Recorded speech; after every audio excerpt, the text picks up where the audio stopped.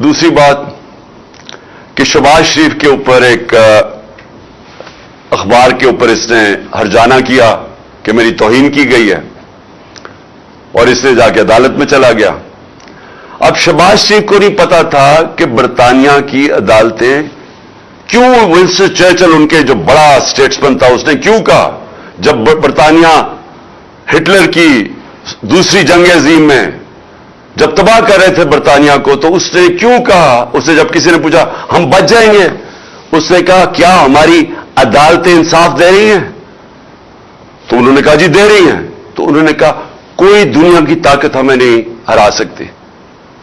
उनकी अदालतों के अंदर ये चला गया शहबाज शरीफ, और अब उन्होंने 8 या 9 दिसंबर को इसको बुला लिया, इससे जवाब मांगे हैं।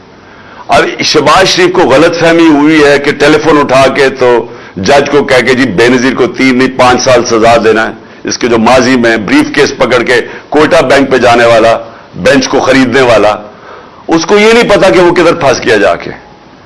और इनके लिए सबसे बड़ा अब ये चैलेंज होगा शहबाज शरीफ के लिए कि अदालत में अब उन्होंने बताना पड़ेगा कि क्या जो उसने इल्जामात लगाए, और उसने बड़े, जो उनका अखबार डेली मेल है, बड़े संगीन इल्जामात लगाए हैं इसकी चोरी के ऊपर। तो ये मैं सिर्फ आपको अब बताना चाहता हूं, ये है फर्क।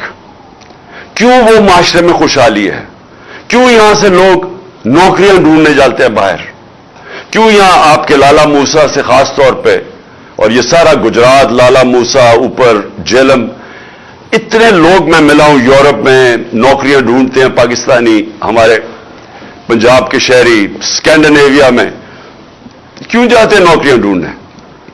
वहां के वसाइल हमारे से ज्यादा नहीं है, लेकिन उधर इंसाफ है। देखिए बार बार मैं आपको एक चीज समझाता हूं अपनी कौम को, क्योंकि मेरा काम है आपकी तरबियत करना। तो जब तक एक मुल्क के अंदर अदल और इंसाफ नहीं है, कानून की हुक्मरानी नहीं है,